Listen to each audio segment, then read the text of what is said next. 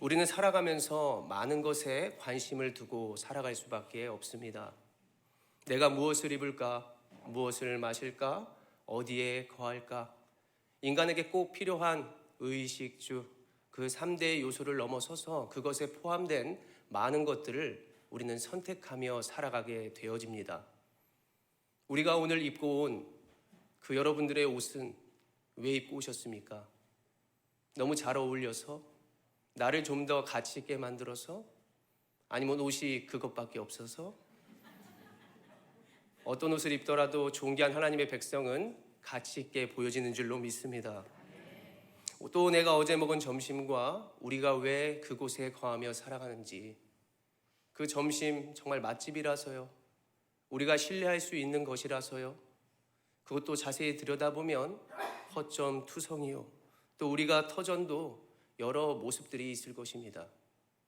그 모든 것들이 우리의 확신과 믿음, 우리가 신뢰하기 때문에 우리가 선택한 것이요, 그것이 정말 바른 선택인지 아닌지는 살다 보면 결국 알게 될 것이라고 믿습니다. 여러분들은 오늘 무엇을 신뢰함으로 나오셨습니까? 오직 하나님을 신뢰함으로 주님의 기쁨이 됨으로 예배하게 되는 줄로 믿습니다. 시편의 기자는 우리 의인의 모습을 가리켜 먼저 이렇게 말씀하는 것입니다. 시편 37편 40절의 말씀을 우리가 같이 한번 읽어봅니다. 시작. 여호와께서 그들을 도와 건지시되 악인들에게서 건져 구원하심은 그를 의지한 까닭이로다. 아멘. 이곳에 모인 우리는 죄악에서 이미 건짐을 받은 의인된 존재임을 믿으십시오. 또한 우리의 예배는 하나님의 신뢰함으로 신령과 진정으로 드려지기를 간절히 소원합니다. 오늘의 본문은 다윗의 시입니다. 오늘의 시편은 양을 치는 목동에서 많은 백성들을 다스리는 왕에 이르기까지 노년까지 살았던 그 늙은 다윗이 우리에게 들려주는 말씀이라고 할 수 있습니다. 그래서 이것을 지혜의 시다라고 학자들은 이야기하는 것이죠. 시편 37편 1절의 말씀을 함께 읽으며 우리가 본문 앞에 나아가겠습니다. 시작. 악을 행하는 자들 때문에 불평하지 말며 불의를 행하는 자들을 시기하지 말지어다. 아멘. 시편과 성경의 말씀을 크게 인간을 두 부류로 나누어 봤을 때 악을 행하는 자, 또 선을 행하는 자로 분류해 볼 수 있습니다.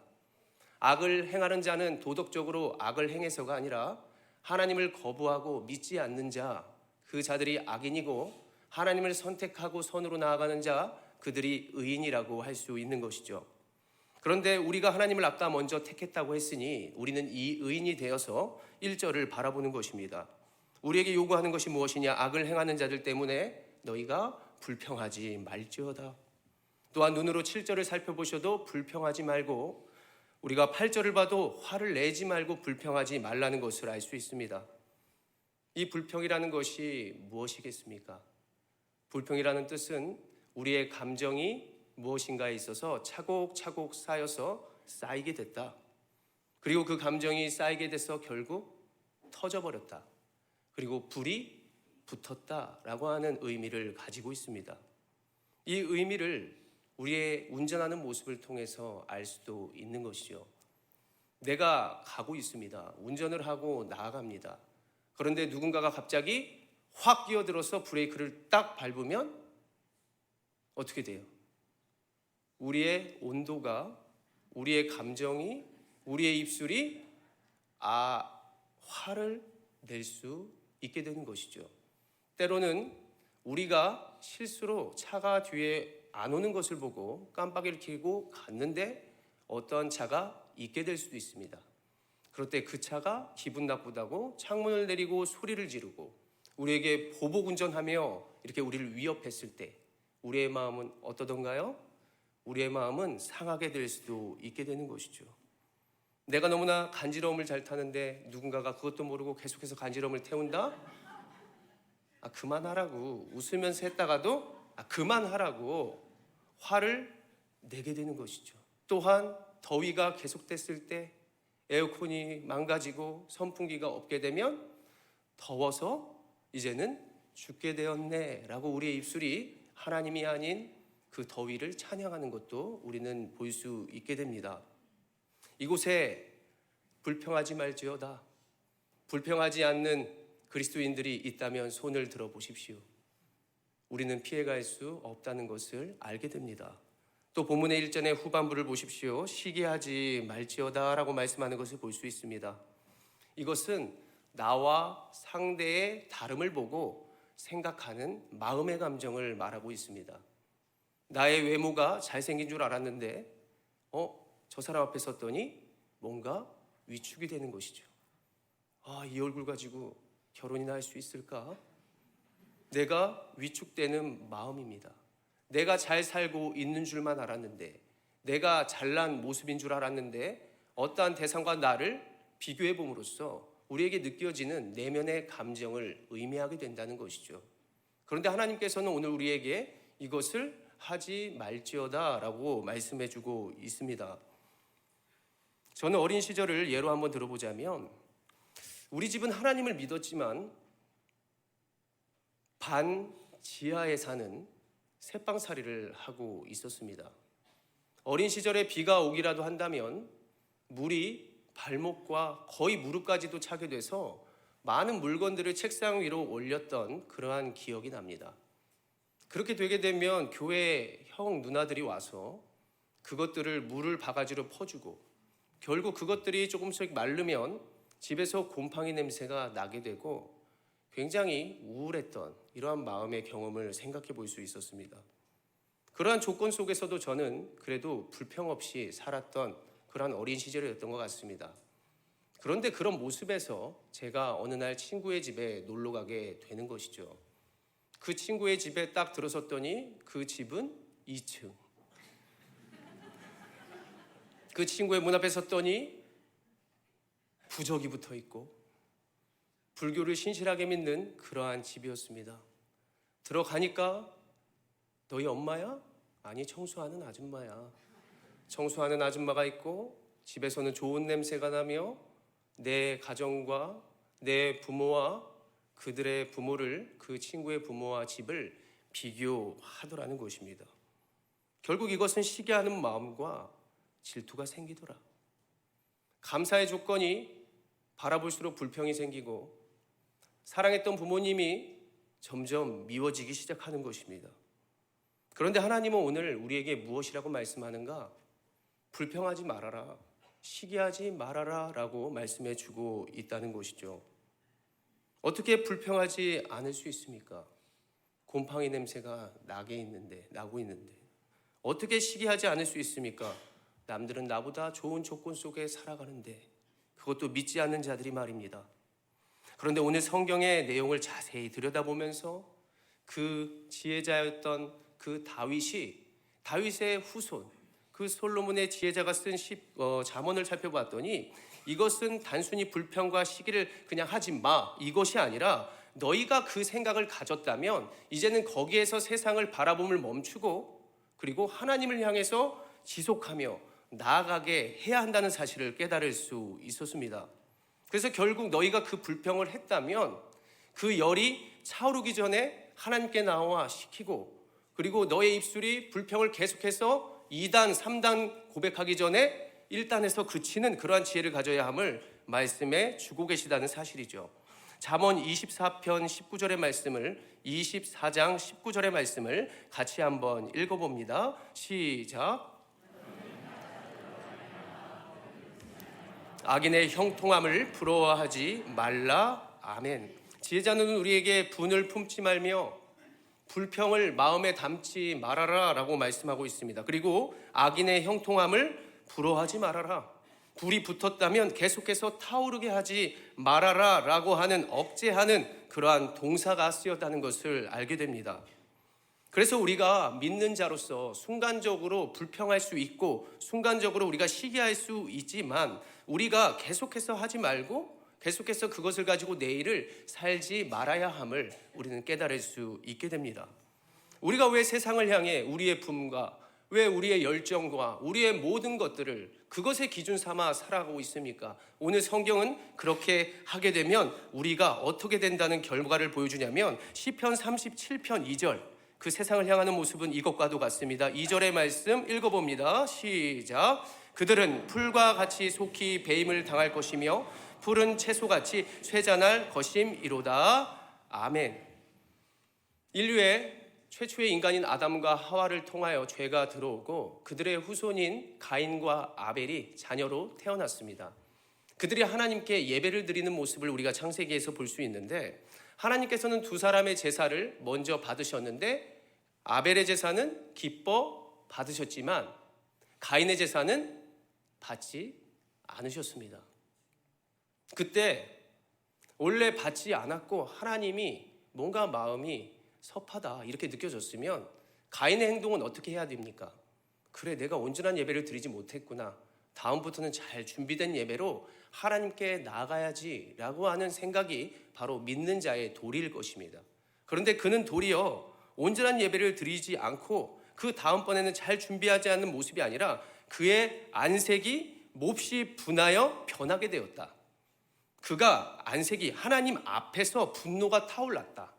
그래서 분노가 타오르고 안색이 변했다라는 것을 더 자세히 살펴보니까 중단했다. 하나님께 나아가는 것을 중단했고 예배를 하지 않았다. 이런 모습을 알게 됩니다. 그런 그가 결국 어떻게 행동하게 됩니까? 하나님을 떠나서 세상의 분과 이것을 더욱더 세상으로 가져가게 되니 그가 결국 한 형제인 동생 아벨을 죽이게 되더라. 그가 이것을 회개하고 돌이키는 모습으로 나아갈까요? 아닙니다. 그는 하나님께서 말씀할 때 가인아, 네 아우가 어디 있느냐? 네 아우 아벨이 어디 있느냐? 라고 물었을 때 그가 하는 말이 이겁니다. 하나님, 내가 내 아우를 지키는 자입니까? 내가 하나님께 순종해야 하는 자입니까? 내가 하나님께 예배하는 사람입니까? 라고 하는 반박하는 이러한 가인의 모습을 살펴볼 수 있습니다. 그는 돌이킬 수 있는 기회 가운데에서도 돌이키지 않았습니다. 그는 분을 내었지만 계속해서 세상을 향해 나아갔습니다. 그는 하나님과 멀어지게 되었고 결국 최후의 죽음과 저주로 나아가는 결과를 맞이하게 됩니다. 사랑하는 성도 여러분, 우리가 세상을 살아가면서 각자의 환경 가운데에 많은 시기와 질투와 또 우리의 분함이 생겨날 수도 있습니다. 그런데 이럴 때마다 이러한 부족함을 가지고 하나님께 더욱더 나아가는 모든 성도들이 되시기를 간절히 소원합니다.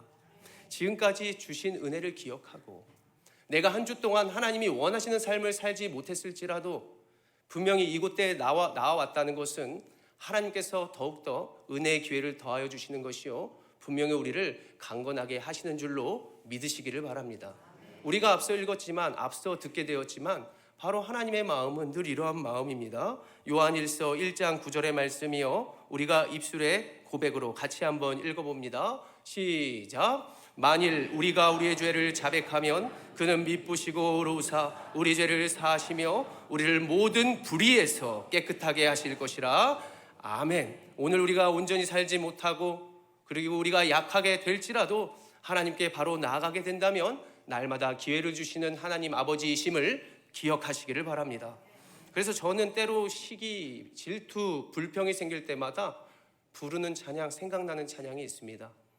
나 가진 재물 없으나, 나 남이 가진 지식 없으나, 나 남이 가진 건강 있지 않으나, 나 남이 없는 것 있으니 공평하신 하나님이 나 가진 것 없으나 공평하신 하나님이 나 남이 없는 것 갖게 하셨네. 나 남이 못 본 것을 보게 하시고 나 듣지 못한 음성을 듣게 하시며 오늘도 인도하시는 하나님이심을 기억하시기를 바랍니다. 이러한 인생 가운데 하나님이 우리의 모든 것들을 더하여 주실 줄로 믿습니다. 이제 우리가 하나님을 신뢰하는 삶을 통하여 하나님께 영광 올려드리고 세상이 아닌 하나님께로 더욱더 집중하여 나아갈 차례입니다. 먼저 우리의 태도를 세 가지로 살펴볼 것인데요, 우리가 첫 번째로는 우리 지금까지 살아온 모든 것들 가운데 믿음의 길을 계속해서 살아가자, 나아가자는 것입니다. 우리가 살아가며 계속할 것이 무엇인가? 오늘 본문의 3절의 말씀입니다. 3절 같이 읽어봅니다. 시작.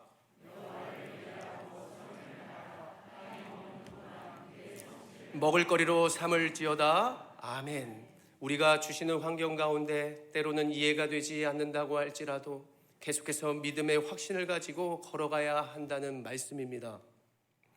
우리가 확신, 우리 구원의 확신, 우리의 믿음의 굳건함, 이것이 어디에서 나옵니까? 우리가 매일 부족하지만 하나님 앞에 나오는 모습, 그리고 습관적으로 드리는 예배, 그 예배가 이제는 삶의 예배가 되고 그것이 삶의 노래가 되며 우리에게 체질화가 되면서 어떤 환경에도 예배하고 주님을 확신할 수 있는 것입니다. 4절에 말씀하는 것이죠. 여호와를 기뻐하라. 그가 네 마음의 소원을 이루어 주시리로다. 우리가 예배를 드릴 때도 나의 기쁨의 예배가 아니라 오직 하나님만을 기뻐하는 예배를 드리라. 그러한 모습 가운데 하나님이 우리의 확신과 기쁨이 되는 것이요, 우리는 예배를 계속해서 사모하며 주님께로 나아갈 수 있게 됩니다. 다윗은 어렸을 때부터 이것을 잘 알고 하나님만을 신뢰하며 나아갔습니다. 블레셋이 쳐들어왔을 때 다윗은 어린 시절이었지만 그의 순수함과 그리고 하나님의 함께 하심을 매번 기억하며 나아갔던 목동의 모습으로 나아갔습니다. 블레셋이 쳐들어와 하나님을 모욕하고 이스라엘 모든 백성들이 두려워 떨고 있을 때 다윗은 하나님이 자신과 함께 한다라고 하는 고백으로 그 두려움 앞에 섰습니다. 우리가 사무엘상 17장의 말씀을 보면 그가 만군의 여호와의 이름으로 나아가로라라고 하면서 골리앗에게 나아가는 그러한 모습들을 많이 기억해 보는데, 그러한 행동 이전에 그가 어떠한 신앙 고백으로 살았는지, 그가 어떠한 신앙 고백으로 이렇게 나아갈 수 있었는지를 사무엘상 17장 그 서두에 있는 부분을 제가 한번 읽어드립니다. 그의 신앙의 고백입니다. 하나님은 지금까지 나를 살게 하셨고 지난날 나의 잘못을 용서해 주셨고 지난날 사자와 곰의 발톱에서도 나를 건져내셨은즉 이번에도 나를 블레셋 사람의 손에서 건져내시리라. 살게 하시리라. 우리의 말로 더욱더 해석해져 보면 지난날 하나님이 나를 구원하여 주셨어. 수많은 위험과 아픔과 어려움 속에서도 나를 구원해 주셨어. 그러니 내가 지금까지 살아온 것도 은혜요, 앞으로도 하나님은 나를 살게 하실 것이니 이번에도 나를 분명히 결국 이기게 하시리로다. 믿으시기를 바랍니다. 비록 부족하고 미약하다 할지라도 하나님이 하나님의 백성을 분명히 세상 가운데 승리로 더하게 하실 줄 믿으시기를 바랍니다. 우리도 예배 때마다 그래서 이러한 신앙 고백으로 반복하며 예배를 하고 있습니다. 성령을 믿사오며 성령을 의지하오며 거룩한 공교회와 우리 성도들이 서로 교통하는 것과 하나님이 이미 죄를 사하여 주신 것과 우리가 앞으로 영원히 살 것을 주님 내가 믿습니다. 아멘. 이런 믿음의 고백에 하는 자들이 결국 하나님께 이렇게 나아가게 됩니다. 시편 37편 5절과 6절의 말씀을 같이 읽어봅니다. 핵심의 말씀인데요. 읽어봅니다. 시작. 내 길을 여호와께 맡기라. 그를 의지하면 그가 이루시고 내 의를 빛같이 나타내시며 내 공의를 정오의 빛같이 하시리로다. 아멘. 골리앗을 하나님의 이름으로 승리하였던 다윗, 그 다윗이 이제 백성에게로 돌아왔을 때 다윗에게는 별명이 붙었습니다. 사울은 천천히요, 다윗은 만만히로다. 그는 하나님만을 의지했고 아까 우리가 신앙을 고백했던 하나님의 영에 휩싸여 그는 붙들림 받은 인생을 살았지만, 사울은 세상의 소리에 귀 기울이고 자기의 시기와 분냄을 세상으로 계속해서 가지고 됐더니 악한 영에 휩싸여 결국 다윗을 죽이려 하였고 그는 전쟁 가운데 처참한 죽음을 맞이하게 됩니다. 그런데 하나님을 향한 계속된 예배와 믿음의 확신과 하나님의 영을 붙들림 받은 그 다윗은 결국 하나님이 이루시고 비춰주시며 높이셨도다. 우리의 인생도 결국 오늘의 예배를 통해서 우리가 구원의 확신을 가질 수 있으며 때론 승리의 과정이 어렵고 힘들지라도 오직 하나님만을 바라보며 모든 것들을 하나님께 맡기며 의지하는 인생 가운데 하나님께서 승리를 주실 것을 확신하시는 성도가 되길 원합니다. 두 번째로 우리가 참고 기다려야 한다는 것이죠. 우리가 믿음의 길을 거둘 때 잊지 말아야 할 것이 감사하고 참고 기다리는 것입니다. 7절의 말씀을 같이 읽어보겠습니다. 7절이요. 시작. 여호와 앞에 잠잠하고 기다리라. 자기의 길이 형통하며 악한 꾀를 이루는 자 때문에 불평하지 말지어다. 아멘. 오늘 7절의 말씀에 참고 기다리다, 이것은 원어 힐이라고 하는 단어가 쓰였는데, 이것은 아이를 가진 산모가 아이를 10개월 동안 기다리며 준비한다 라고 하는 뜻으로 쓰였습니다. 바로 산모는 뱃속에 아이를 품고 그 아이가 건강하게 뱃속에서 자라기를 소망한다는 것이죠. 아이를 가진 산모는 어떻게 준비하고 아이를 기다릴 수 있을까요? 하나님의 아이를 먼저 선물로 주셨음에 감사하고, 몸이 좀 불편하더라도 하나님께 맡기면서 그 아이를 볼 것을 기대하고 소망하는 것이죠. 기대와 소망은 준비하는 자들에게 있을 수 있습니다. 생명 주심에 감사한 엄마는 어떤 상황이 불편할지라도 그 상황을 원망하지 않습니다. 때로는 어렵고 힘들어도 참고 기다리는 것이죠. 그리고 10개월 동안, 10개월 동안 그 아이에게 작은 영향이라도 미칠까 봐 먹는 것 신경 쓰고, 입는 것 신경 쓰고, 생각하는 것 신경 쓰고, 듣는 것 신경 쓰고, 입의 불평까지도 절제하는 모습을 보여줘야 참 엄마라고 할 수 있는 것입니다. 하나님은 저와 우리 성도 여러분들에게 무엇을 바라고 계실까? 우리를 자녀 삼으시고 우리를 준비시키는 하나님이신 줄로 믿으시기를 바랍니다. 그것을 참지 못해서 하나님의 품에서 벗어나 나가게 된다면 우리는 세상을 이기기는커녕 세상 앞에 결국 노예가 되고 굴복하게 될 수도 있습니다. 그래서 우리는 그 하나님의 때를 발맞춰 기다리고 기대하고 준비하는 시간을 가져야 하는 것입니다. 그래서 하나님은 우리에게 말씀하고 싶으신 것이 이걸 거라고 생각합니다. 내가 너를 위하여 준비하고 있으니 조금만 참고 기다려주렴. 내가 지난날 십자가에서 너를 참고 기다렸던 것처럼 말이야. 우리의 죄를 위하여 십자가를 지시고 하나님의 때와 죽음이 끝날 때까지, 모든 인류의 죄가 사하여질 때까지 예수 그리스도는 십자가 고통에서 피와 눈물과 그리고 모든 물을 쏟으셨습니다. 그 기다리셨던 모습, 모든 고통을 나아가셨던 주님. 그래서 기독교 사상에 있어서 성육신을 말할 때 성육신은 하나님이 우리와 고통을 함께 하신다. 하나님이 우리와 같이 되셨다. 지금도 우리와 함께 계신다 라고 한다는 사실을 믿으시기를 바랍니다. 우리가 하나님을 믿을 때, 하나님을 바라볼 때 그분은 그냥 하나님이야가 아니라 하나님은 나와 같은 고통을 당하셨어. 나보다 더 큰 고통을 당하셨어. 나보다 앞서 나아가셨어. 그러나 지금 나와 함께 하시는 하나님으로 꼭 믿으시면서 모든 인생을 끝까지 나와 동행하시는 하나님으로 꼭 믿으시기를 바랍니다. 이스라엘 백성들은 하나님의 구원을 입어 출애굽을 하게 되었는데, 출애굽하자마자 앞에 펼쳐진 것이 홍해라고 하는 거대한 바다였습니다.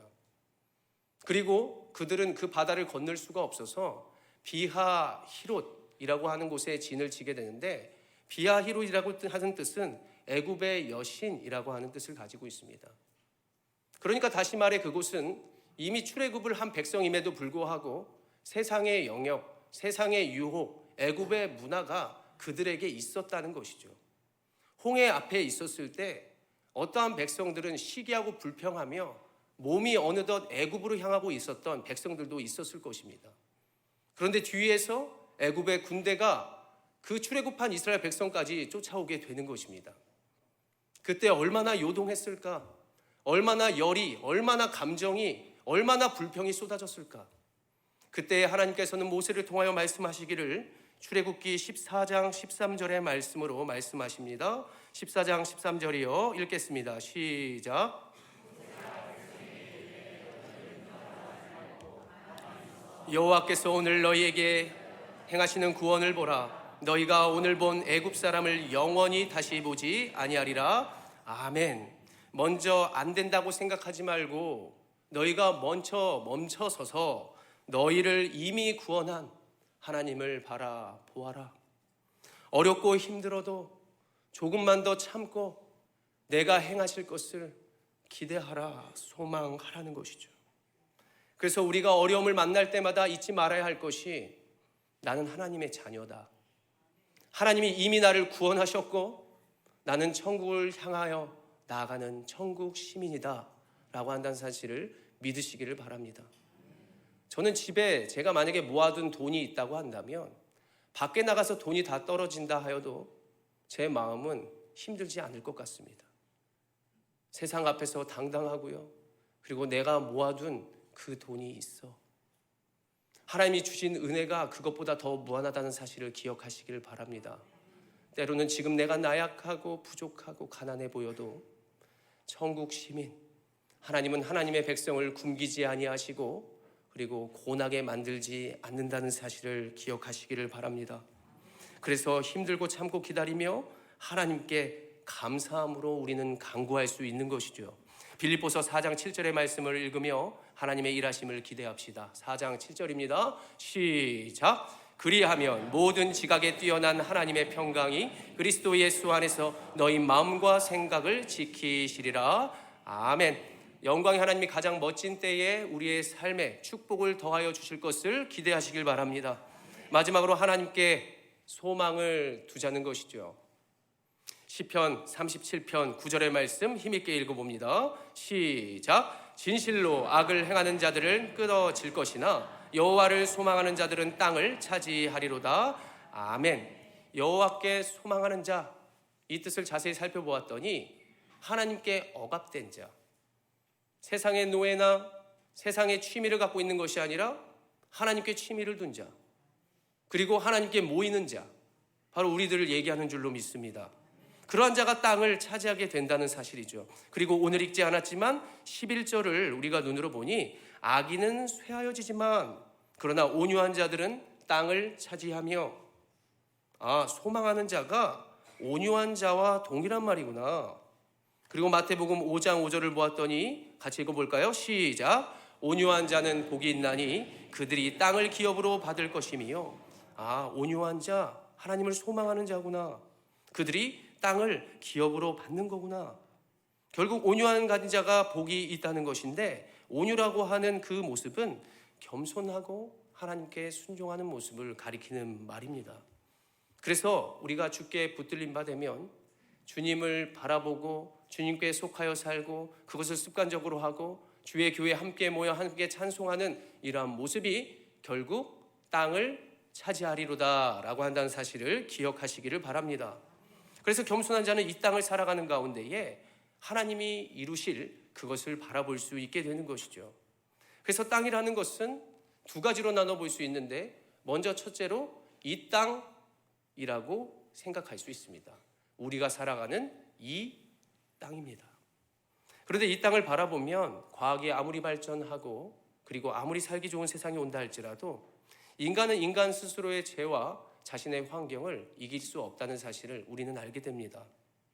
때로는 슬픔을 잊기 위해서, 또 우울함을 극복하기 위해서 약도 쓰고 술도 마실 수 있고 친구들을 만나고 취미를 가질 수 있지만, 사실 우리의 우울함을 순간적으로는 달랠 수 있을지 몰라도 그것이 더욱더 강한 취미와 더 강한 약물 복용으로 나아가야 된다는 사실을 우리는 잘 알고 있습니다. 이 잠깐의 짜릿함과 만족이 세상인 것을 알면서도 사람들은 왜 그것을 선택하며 살아갈까?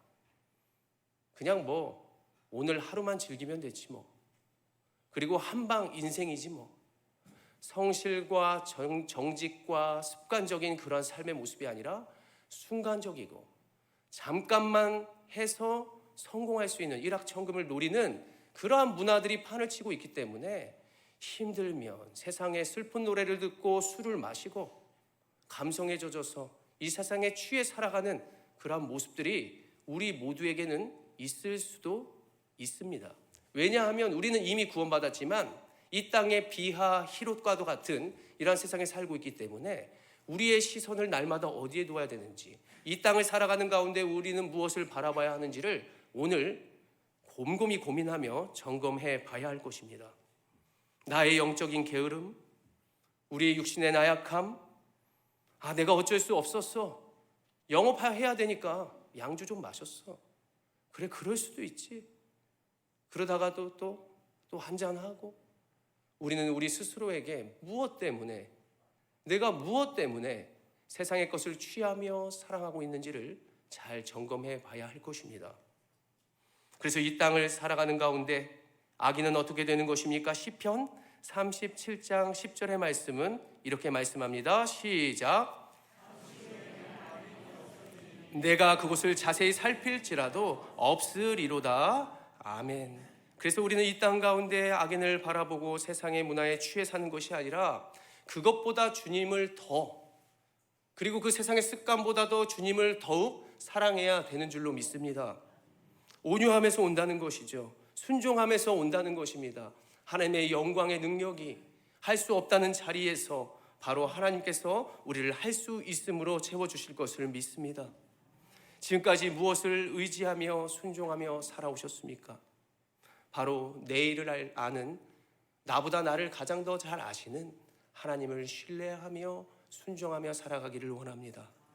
두 번째로 이 땅은 우리가 갈 천국을 의미하는 것이죠. 그래서 예수를 믿어야 천국 가고 지금의 환경에서도 천국을 소망해야만, 목적을 분명히 해야만 우리는 완주할 수 있게 됩니다.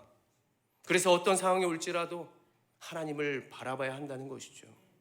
나의 영원한 소망이 내가 이미 구원받았으니 그냥 가만히 있는 것이 아니라 잠잠히 있지 아니하고, 그리고 가정에서 세상 앞에서 뭔가 나의 우울함과 나의 부족함을 세상의 것이 아닌 그 영원한 것으로 세상 앞에 당당히 서면서 나의 구원이 남의 구원이 될 수 있도록, 부모의 구원이 자녀의 구원이 될 수 있도록, 형제의 구원이 될 수 있도록, 모두의 구원이 될 수 있도록 살아가야 하는 자들이 우리가 되시기를 간절히 원합니다.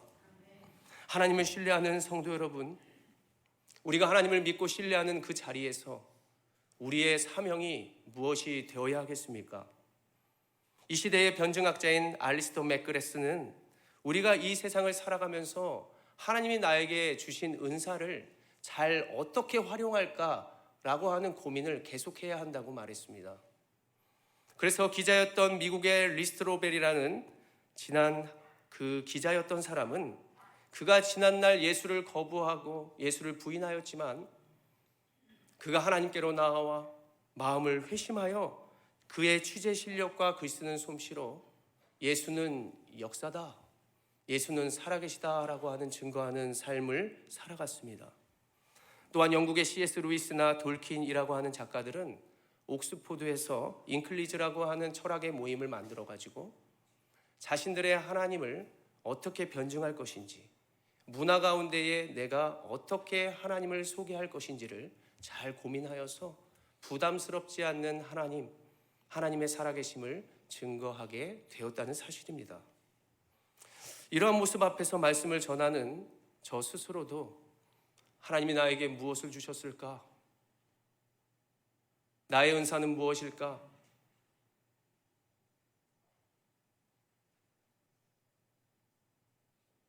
지하에 살았던 사람 같습니까? 좀 있어 보이는 게 매력일까요? 세상의 모습과 닮은 것도 매력이겠죠. 세상의 사람들을 하나님께로 인도하는 그러한 하나님의 사람이 되어야지. 많은 교역자들과 세상의 목회자들, 그런 사람들을 바라봤을 때 그 어떤 스펙과 그들의 백그라운드를 바라보면서 많이 위축됐던 적도 있습니다. 겉으로는 당당해 보일지라도 그래, 결국 승리할 것은 내가 아니라 예수의 이름이구나. 더욱더 기도하고 겸손하고 순종하고 더 믿음의 길을 걸으며 실천하는 목회자가 되어야겠구나. 우리의 성도 여러분들은 무엇을 하나님의 은사와 선물로 받으셨습니까? 사랑과 언제나 기뻐하는 희락, 화평, 자비, 양선과 하나님께 하는 충성, 온유와 절제, 하나님께 날마다 구하여 하나님께 받는 성도들이 되시기를 원합니다. 성도 여러분, 우리가 더욱더 하나님을 신뢰하며 여호와를 의뢰하며 기쁨으로 살아갑시다. 사는 동안 불평할 수 있습니다. 그러나 그것에 그치는 것이 아니라 그것을 가지고 하나님께 나아갑시다. 또한 하나님을 더욱더 기뻐하며 그리고 계속해서 예배를 하며 우리의 모든 소원을 하나님께 맡기기를 원합니다. 우리의 길은 세상이 아닌 여호와께서 승리하셨기에 우리의 길은 결국 승리한다는 사실을 기억하시길 바랍니다. 하나님이 가장 밝은 빛을 우리에게 더하여 주셨사오니 우리가 예수를 마음에 품고 이 세상에 안 된다는 그 어둠을 향해 담대히 나아갑시다.